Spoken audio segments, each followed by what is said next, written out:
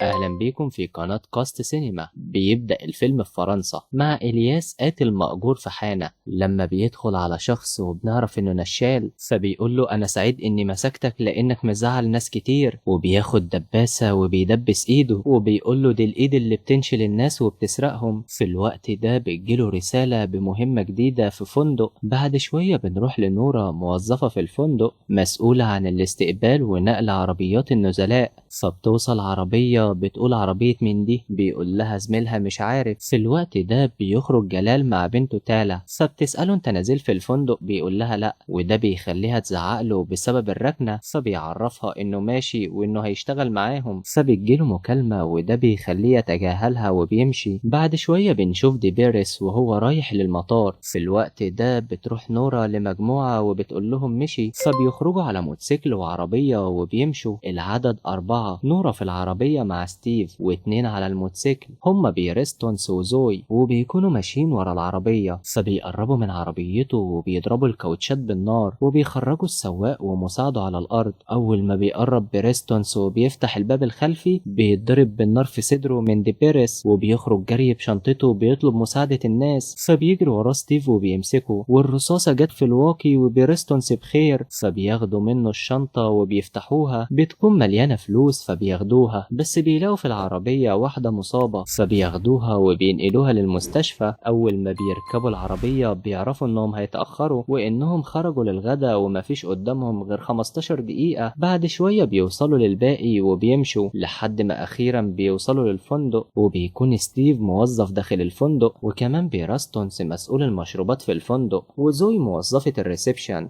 فبيوصل لنورا مديرها توفيق وبيوبخها بسبب تأخيرها. الغدا مدته ساعة مفيش داعي للتأخير، وبنعرف إنها موظفة ركن السيارات الوحيدة. بعد شوية بنروح لإلياس في مطعم. لما بيوصل لصاحبة الفندق كاترين فبتقوله لازم تلاقي حل لعصابة الفنادق. سرقوا لحد دلوقتي 5 فنادق في المدينة، والشرطة والمحققين مش قادرين يوصلوا الحل. فبيقول أنا عاوز أتكلم مع دي بيريس الضحية الأخيرة. بتقول دي بيريس عميل مهم عندنا ومش هتقدر تكلمه، سمعة الفندق بقت في خطر. فبيطلب منها كشف عن النزلاء وطاقم العمل، وكمان بيعرفها انهم ماهرين جدا. بنعرف ان نورا محبوبة ومعروفة في الفندق، وهي ماشية بتلاقي الشخص اللي زعقت له بسبب العربية جليل وشغال هنا عازف. اول ما بيشوفها بيجري وراها وبيحاول يتعرف عليها لكنها بتسيبه وبتمشي. فبتوصل المجموعة عند لويس. فبيقول انا سمعت ان العملية كانت صعبة، واللي قال له كده هو ستيف وبيديله الشنطة. فبتقول نورا انا اتصرفت ومش هيعرفوا اننا اللي عملنا كده. بنعرف ان لويس هو اللي بيساعدهم، بيجيب لهم العربيات وكمان المعدات.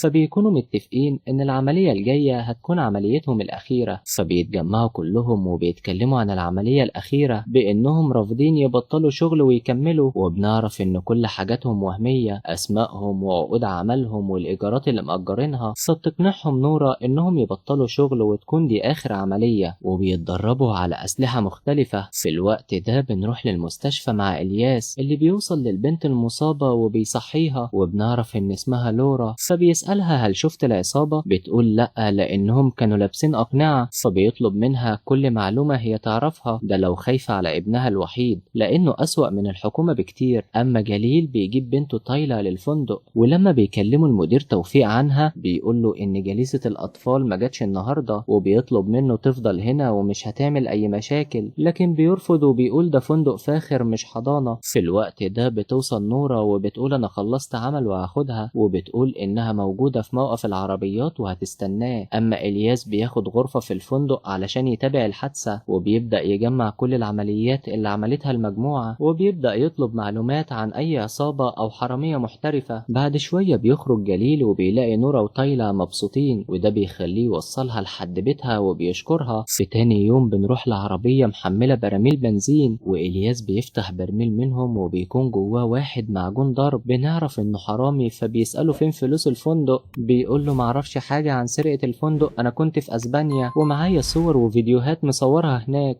فعلا بيفحص التليفون واحنا عارفين انه مش هو، بس بيقول له ان في فتاة امريكية هم ساعدوها قبل كده عن طريق وسيط بمعلومات عن الفندق من 3 سنين. لما بيسأله عن الشخص الوسيط بيقول له في السجن. فبنرجع مرة تانية لزوي في الفندق وهي بتفحص هويات النزلاء. لحد ما بتقف عند الغرفة المحجوزة باسم ديبيرا فورد، فبتصورها وبتبعتها لكل المجموعة وبتقول إنها تاجرة سلاح. في الوقت ده ستيف بيفحص بعض الخزن في الغرف وبيحتاروا تكون العملية الجاية على مين، النزيل الإنجليزي بيتر ولا ديبيرا تاجرة السلاح. فبتقول زوي بما إنها آخر عملية لازم تكون مميزة ونجيب فلوس أكتر من المعتاد، فبيوافقوا كلهم على السطو على ديبيرا. بعد شوية إلياس بيوصل لبيراستونس وبيشرب من عنده، فبيلاحظ إنه سريع جدا وإيديه خفيفة، وبيلاحظ بيراستونس السلاح في جنبه. أما نورا بتلاقي جليل مستنيها في موقف السيارات وبيطلب منها تخرج معاه، وبنعرف إنه بيحاول يفتح مطعم خاص بيه، فبيبدأوا يتعرفوا على بعض وبنعرف إن مراته ماتت بسبب السرطان. في تاني يوم إلياس بيبدأ يستجوب العاملين. في الوقت ده بيلاحظ نورا وهي بتسوق بطريقة احترافية. بعد شوية بتوصل عربية فبتروح نورا تاخدها، بتلاقي لورا البنت اللي اتضربت بالنار وأنقذوها، فبتبعت للمجموعة رسالة وبتقول شافتني. وكمان بيوصل لها توفيق وبيقول لها إلياس طالب يقابلك في غرفته، وأول ما بتدخل بتلاقي لورا قاعدة معاه وبتبص لها، فبتقول لورا أنا شفت كل الصور ومش عارفة حد فيهم. بيقول شوفي دي مش ممكن تكون منهم، وبيلاحظ نظراتهم لبعض وهي ماشية. دلوقتي جه وقت استجواب نورا، بتقول أنا دايما بسوق بطريقتي دي وبسوق كل العربيات اللي بتيجي، وبيلمح إنه هيلاقيهم وهيدفعهم تمن اللي عملوه. لأنها بتنكر إنها تعرف أي حاجة بيقول لها تمشي، فبيتجمعوا كلهم في المطبخ وبتقول لهم ما تقلقوش والموضوع هيعدي، وبيكونوا مصممين ينفذوا عمليتهم الأخيرة، خصوصا وإن ديبيرا فرصة ما تتعوضش. أما النزيل الإنجليزي بيتر بيعتدي على عاملة في غرفته، وده بيضايق نور جدا لأنها صديقتها. فبتوصل صاحبة الفندق كاترين وبتكلم المدير توفيق بإن البنت ما تعملش أي حاجة لأنه نزيل مهم وهو هيدفع التعويض المناسب ليها. فبتدخل وبتاخد منه التعويض وبيمشي. كل ده نورا بتكون شايفة اللي بيحصل. بعد شوية بيوصل جليل لنورا وبيحاول يساعد. طبعا إلياس موجود وشايف كل حاجة. بنعرف إن المعتدي اسمه بيتر وابن تاجر سلاح، وهو هنا علشان يشتري ألماس. فبتقرر المجموعة إنها تسرق الألماس منه، رغم إن زوي وبيراستونس بيكونوا قلقانين. حتى ستيف بيحذرها من خطورة بيتر وإن الغضب مش هيفيد، لكنها في الآخر بتقنعهم إنهم يوافقوا. بعد شوية بيخرج بيتر وبيسأل عن العربية اللي اتأخرت. في الوقت ده جرس الإنذار بيشتغل وكل النزلاء بيخرجوا. طبعا إلياس بيكون شايف كل اللي بيحصل. بتوصل العربية وبيركب بيتر. بعد شوية بيوصل موتوسيكل وبيضرب على الكاوتشات نار، فبيترعب بيتر لما بيشوف المجموعة اللي بتوصل له. فبتدخل له نورا وبتعاقبه على اللي عمله وبتاخد الشنطة. فبتكلمها زوي وبتقول لها في مجموعة بتضرب علينا نار. فعلا بتوصل عربية فيها ناس بتضرب نار عليهم، لكنهم في الآخر بيقدروا يركبوا العربية وبيهربوا، وفي عربيتين بيتابعوهم. إلياس موجود في العربية البعيدة والعربية التانية قريبة، فبتحاول نورا تتخلص منها لحد ما بيوصلوا لهم وبيخبطوهم بالعربية. فبتقدر نورا تقلب العربية وبتهرب. دلوقتي إلياس بس هو اللي وراهم، فبتقدر نورا تهرب منه وبتبعد لحد ما بيوصل لهم ستيف وبيركبهم عربية تانية وبيفجر العربية التانية ومش بيقدروا يمسكوهم. فبيحتفلوا كلهم بالإنجاز اللي عملوه وبيقرروا يوزعوا الفلوس كلها ويتفرقوا شوية سنين وهيتجمعوا مرة تانية. حتى الألماس كمان بيوزعوه بينهم. بعد شوية بيوصل إلياس لبيتر وبيطلب منه يجيبهم بأي تمن وبأي طريقة. هو عاوزه يقتلهم مقابل فلوس كتير، وبنعرف إنه حاطط GPS في الألماس. أما جليل بيوصل لنورا وبتعترف له إنها حرامية وبتوريه كل المسروقات، وده لأنها حبته وعاوزاه يروح معاها هو وتلا، لكنه بيرفض وبيودعها. فبترجع وهي حزينة. في الوقت ده بيوصل لها إلياس وبيغرقها ومش بتقدر تنادي لستيف اللي لابس سماعة لحد ما بيغمى عليها. في الوقت ده بيوصل ستيف وبيضربه، فبيمسك إزاز من على الأرض وبيضربه في رجله، لكن بيحاول ستيف يمسكه. أخيرا بيمسك إلياس ملاية وبيخنقه. بعد شوية بنشوف ستيف وهو بيتضرب بأي حاجة على الأرض لحد ما بيخنقه إلياس، والمرة دي مش بيتحرك.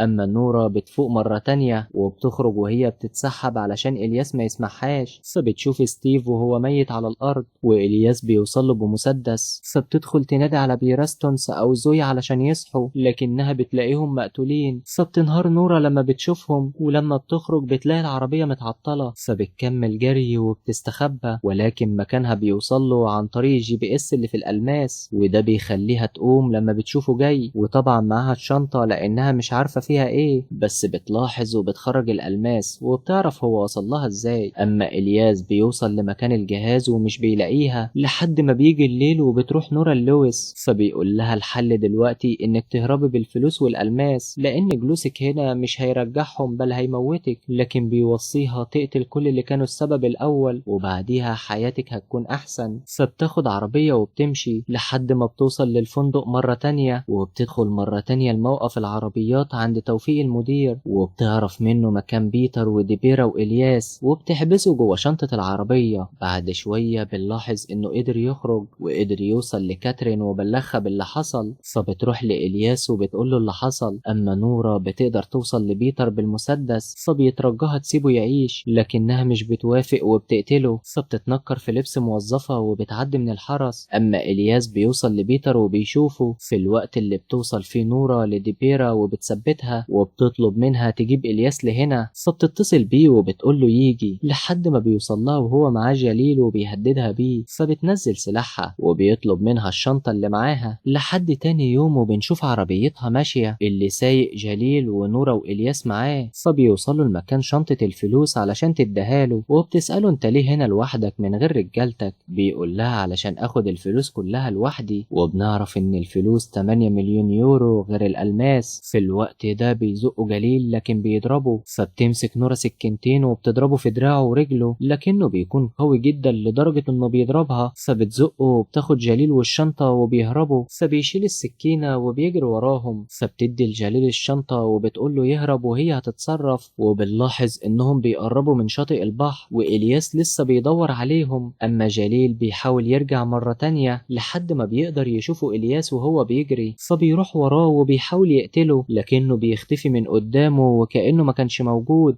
فبتجيله نورا من وراه وبتزقه لكنه بيخنقها وبيكون هيقتلها، بس هي سبقته وطعنته في قلبه، فبيموت إلياس أخيرا. بس علشان تتأكد انه مات بتكمل عليه، وجليل بيوصل وبيشوفها فبيرملها الشنطة وبيسيبها وبيمشي. أما نورا بتكمل طريقها بالشنطة. ولحد هنا بينتهي فيلمنا. بتمنى يكون عجبكم، وما تنسوش تعملوا لنا لايك وتشتركوا معنا في القناة وتفعلوا جرس الإشعارات علشان يوصل لكم كل جديد. دمتم في أمان وسلام. سلام.